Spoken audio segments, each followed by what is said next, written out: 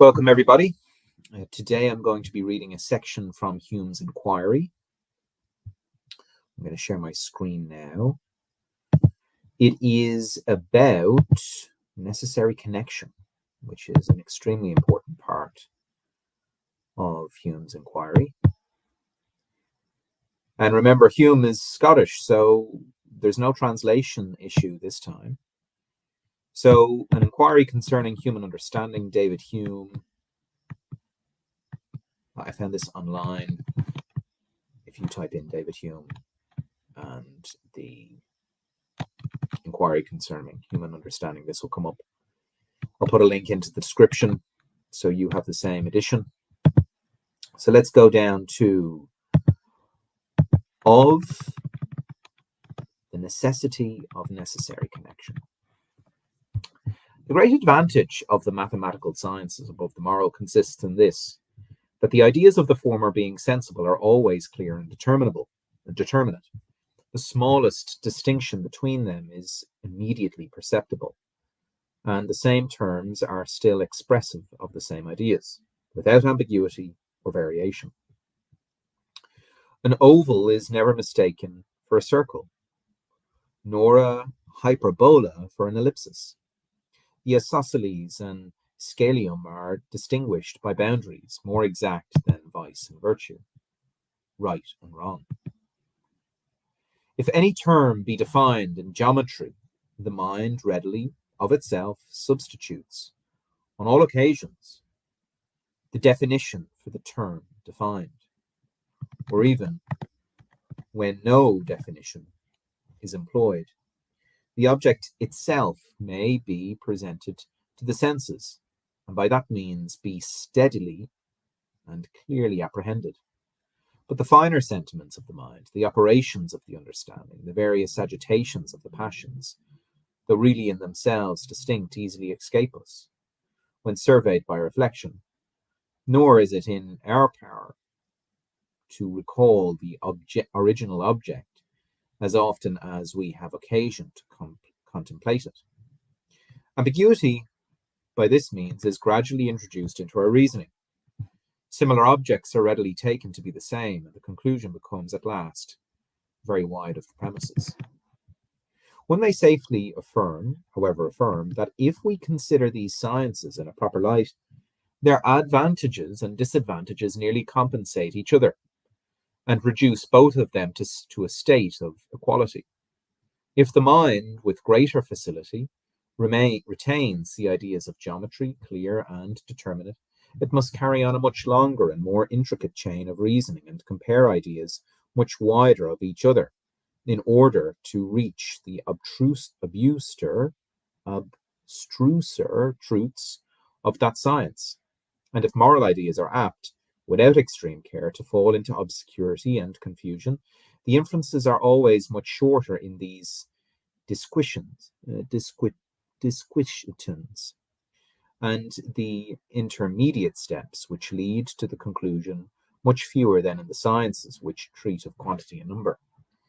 In reality, there is scarcely a proposition in Euclid so simple as not to consist of more parts than are to be found in any moral reasoning which runs not into a chimera and conceit. Where we trace the principles of the human mind through a few steps, we may be very well satisfied with their progress, considering how soon nature throws a bar to all our inquiries concerning causes, and reduces us to an acknowledgement of our ignorance. The chief obstacle, therefore, to our improvement in the moral or metaphysical sciences is the obscurity of the ideas, the ambiguity of the terms. The principal difficulty in the mathematics is the length of inferences and the compass of thought requisite to the forming of any conclusion. And perhaps our progress in natural philosophy is chiefly retarded by the want of proper experiments and phenomena, which are often discovered by chance and cannot always be found when requisite, even by the most diligent and prudent inquiry. As moral philosophy seems hitherto to have received less improvement than either geometry or physics, we may conclude that if there be any difference in this respect among these sciences, The difficulties which obstruct the progress of the former require superior care and capacity to be surmounted. There are no ideas which occur in metaphysics more obscure and uncertain than those of power, force, energy, or necessary connection, of which it is every moment necessary for us to treat in all our disquisitions.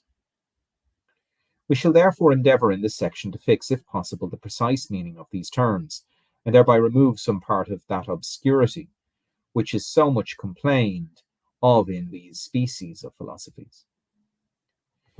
It seems a proposition which will not admit of much dispute that all our ideas are nothing but copies of our impressions.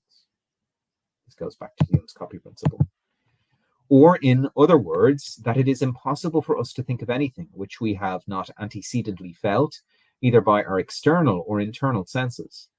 I have endeavoured to explain and prove this proposition, and I have expressed my hopes that, by a proper application of it, men may reach a greater clearness and precision in philosophical reasoning than what they have hitherto been able to attain.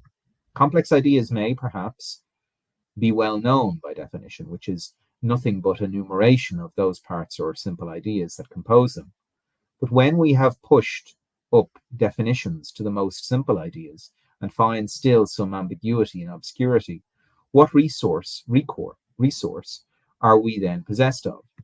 By what invention can we throw light upon these ideas and render them altogether precise and determinate to our intellectual view? Produce them impressions or original sentiments from which the ideas are copied. These impressions are all strong and sensible. They admit not of ambiguity. They are not only placed in full light themselves, but may throw light on their correspondent ideas, which lie in obscurity. And by this means, we may perhaps attain a new microscope or species of objects, by which in the moral sciences the most minute and most simple ideas may be so enlarged as to fall readily under our apprehension, and be equally known with the grossest and most sensible ideas that can be the object of inquiry. To be fully acquainted, therefore, with the idea of power or necessary connection, let us examine its impression.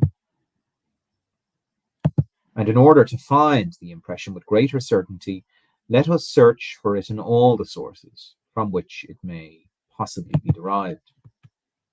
When we look about us towards external objects and consider the operation of causes, we are never able, in a single instance, to discover any power or necessary connection, any quality which binds the effect to the cause and renders the one an infallible consequence of the other.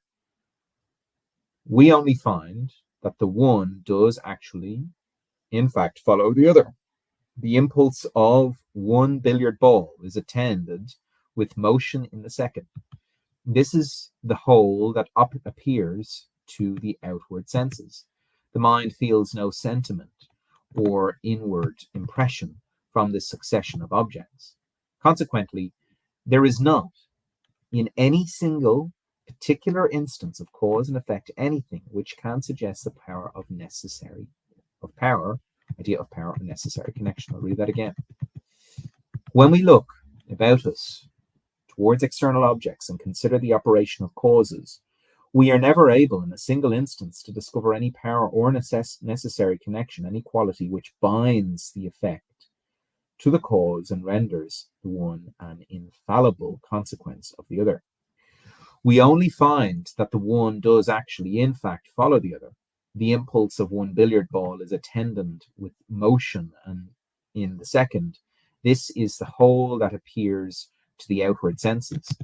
The mind feels no sentiment or inward impression from the succession of objects. Consequently, there is not, in any single particular instance of cause and effect, anything which can suggest the idea of power or necessary connection.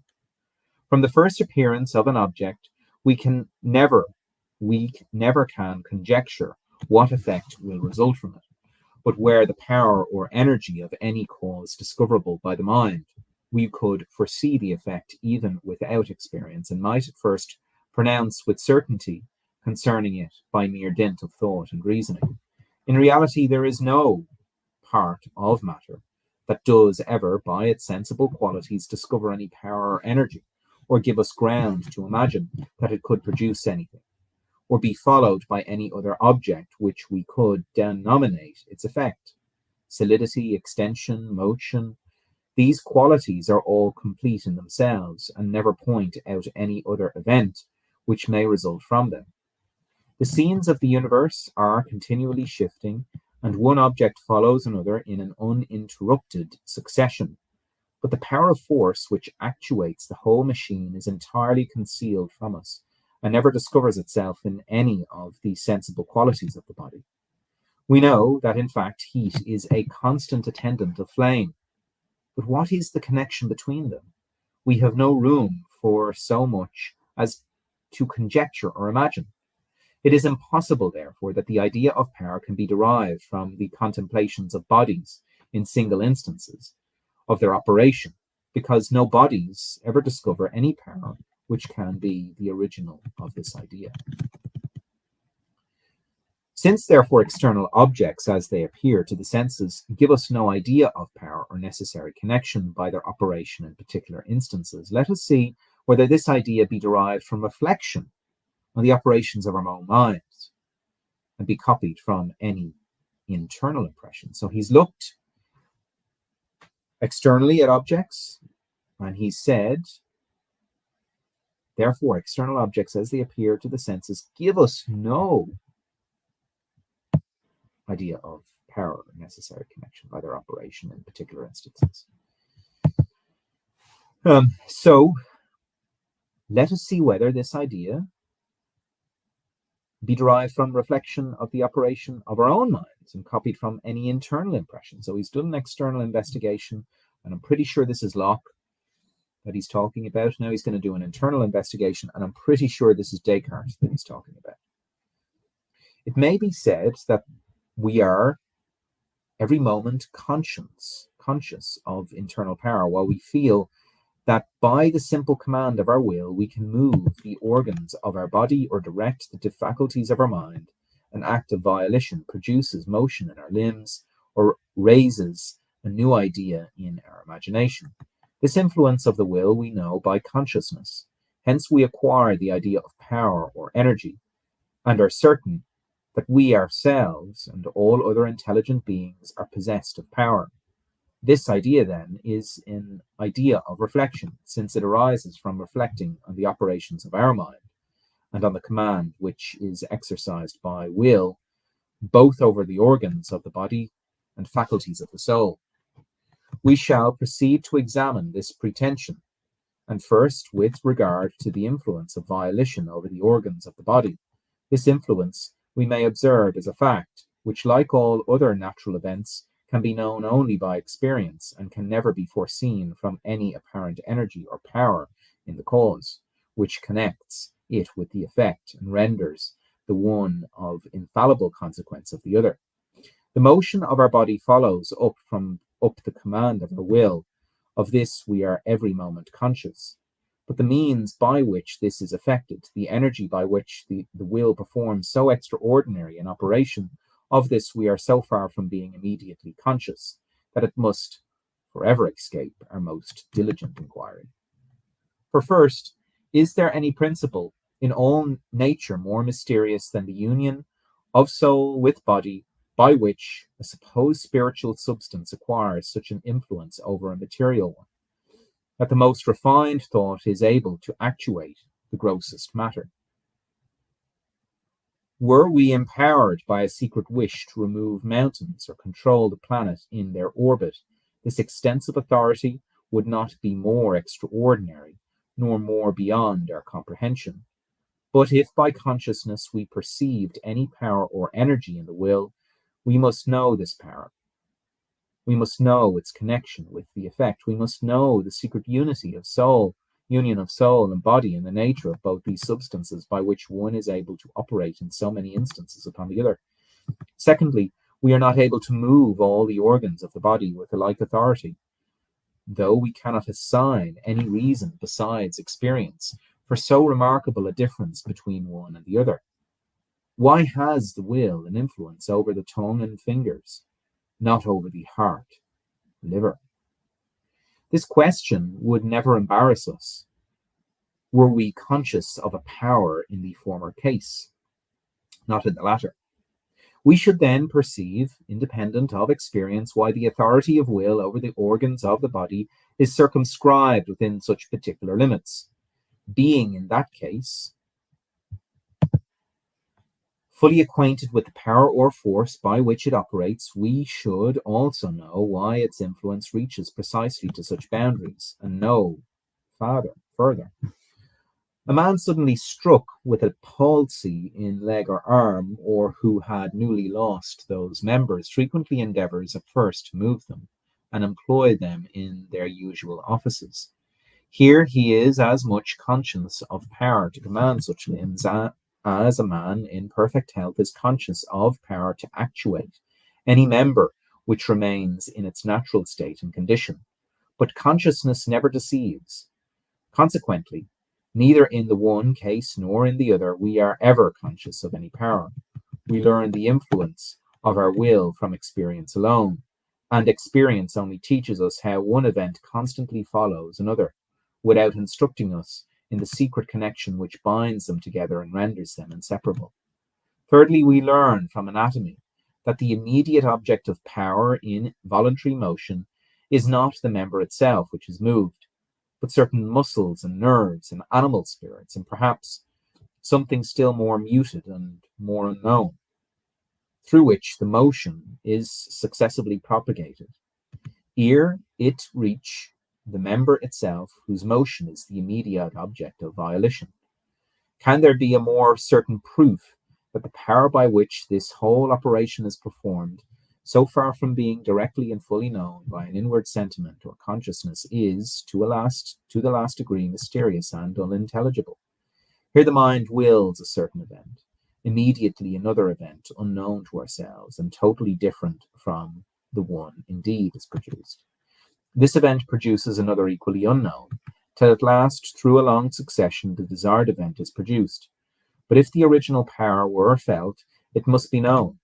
Were it known, its effect also must be known, since all power is relative to its effect, and vice versa. If the effect be not known, the power cannot be known nor felt.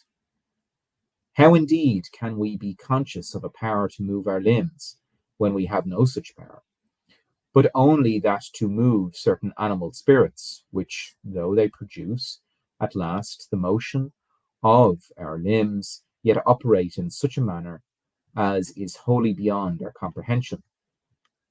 We may therefore conclude from the whole, I hope, without any temerity, though with assurance, that our idea of power is not copied from any sentiment or consciousness of power within ourselves. When we give rise to animal motion or apply our limbs to their proper use and office, that their motion follows the command of the will is a matter of common experience, like other natural events. But the power or energy by which this is effected, like that in other natural events, is unknown and inconceivable. Shall we then assert that we are conscious of a power or energy in our minds when, by an act of command or will, we rise up a new idea, fix the mind to the contemplation of it, turn it on all sides, and at last dismiss it from some other idea, when we think that we have surveyed it with sufficient accuracy? I believe the same arguments will prove that even this command of the will gives us no real idea of force or energy. First, it must be allowed that when we know a power, we know that very circumstance in the cause by which it is enabled to produce the effect.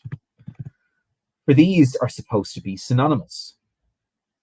We must therefore know both the cause and effect and relation between them. But do we pretend to be acquainted with the nature of the human soul and the nature of an idea, or the aptitude of one to produce the other?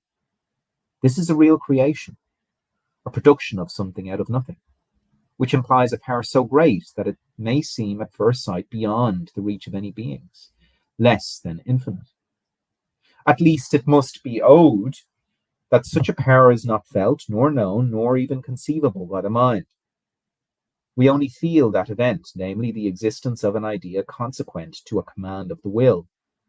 But the manner in which this operation is performed by the power by which it is produced is entirely beyond our comprehension. Second, the command of the mind over itself is limited, as well as its command over the body. And these limits are not known by reason or any acquaintance with the nature of cause and effect, but only by experience and observation, as in all other natural events in the operations of external objects. Our authority over our sentiments and passions is much weaker than that over our ideas, and even the latter authority is circumscribed within very narrow boundaries. Will anyone pretend to assign the ultimate reason of these boundaries, or show why the power is deficient in one case, not the other? Thirdly, this self-command is very different at different times. A man in health possesses more of it than one languishing with sickness. We are more master of our thoughts in the morning than in the evening, fasting than after a full meal.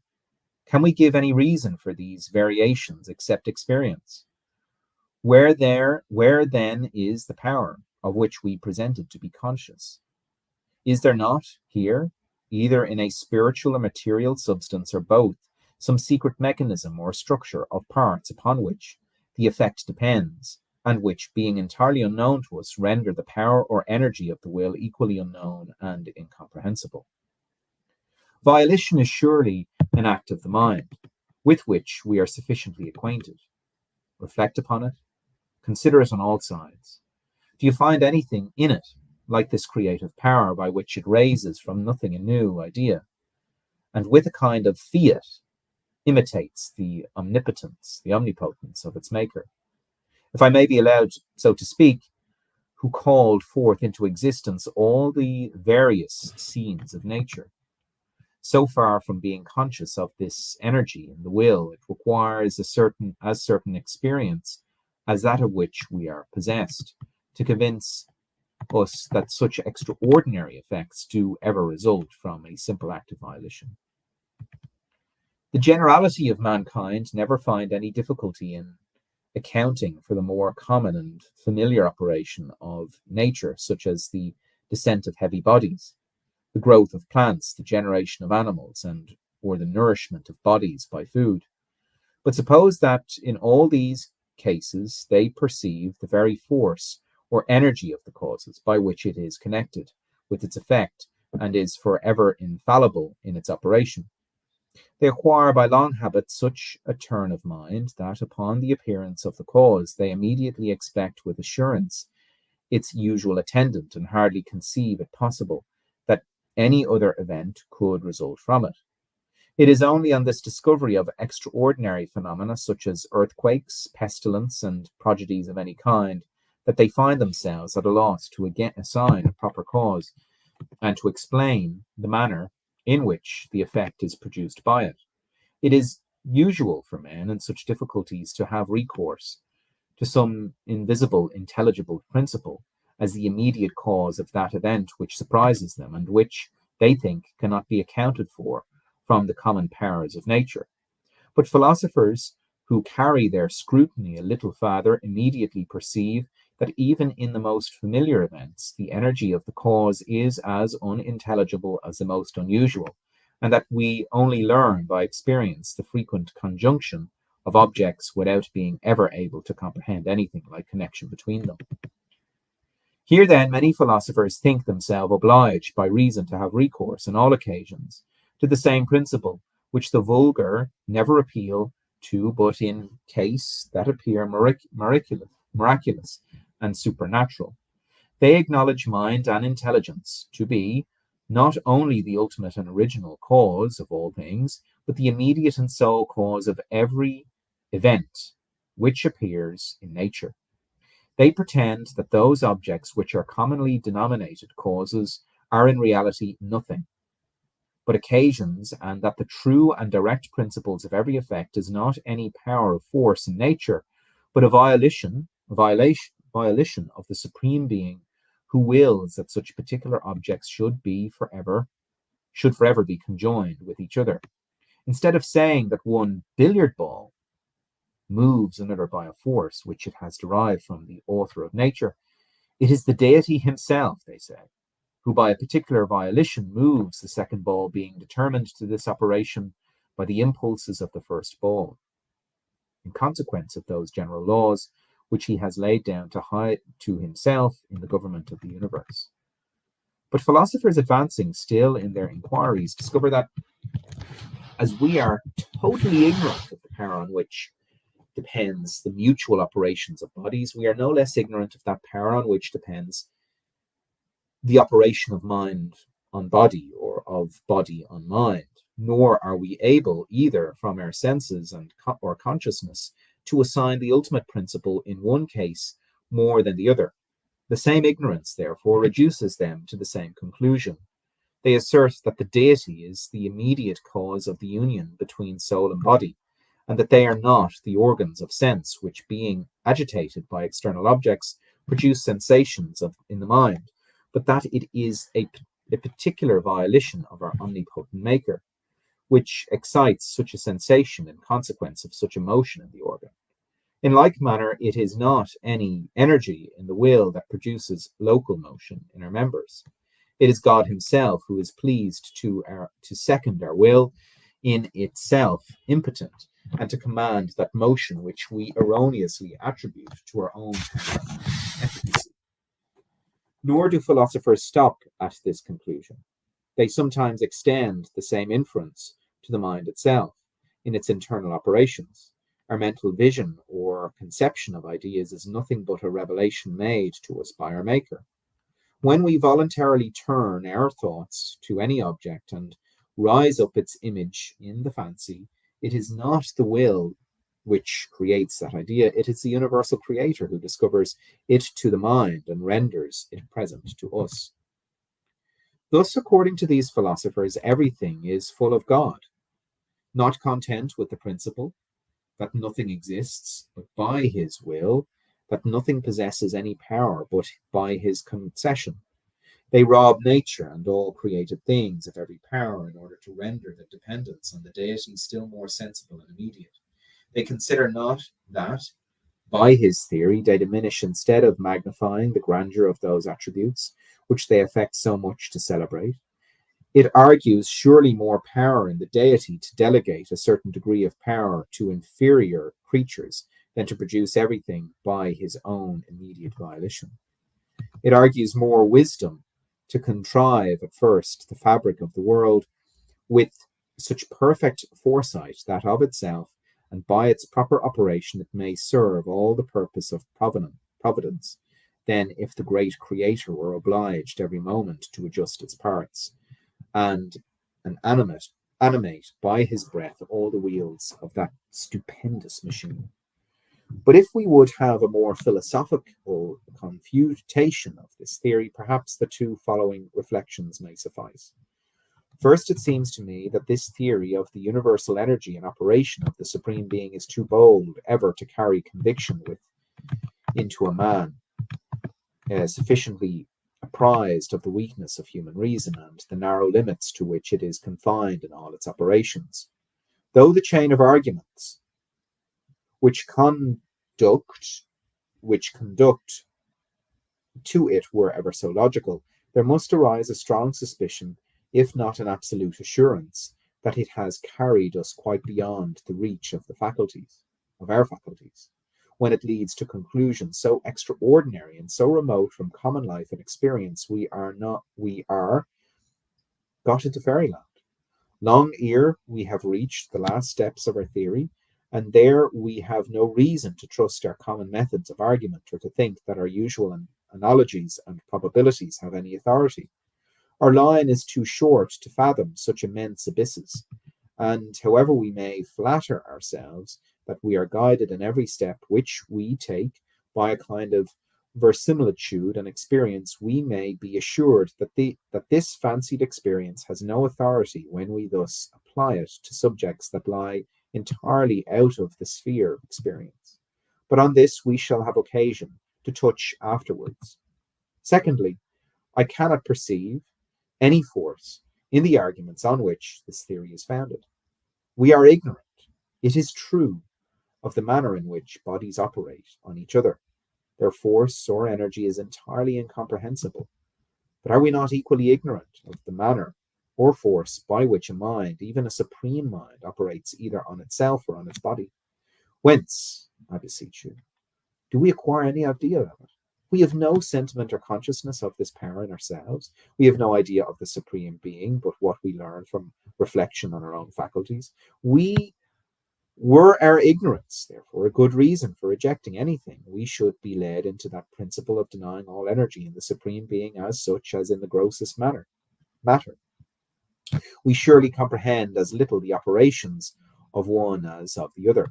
It is more difficult to conceive that motion may arise from impulse than that it may arise from volition. All we know is our profound ignorance in both cases.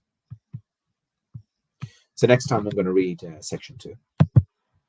Take care.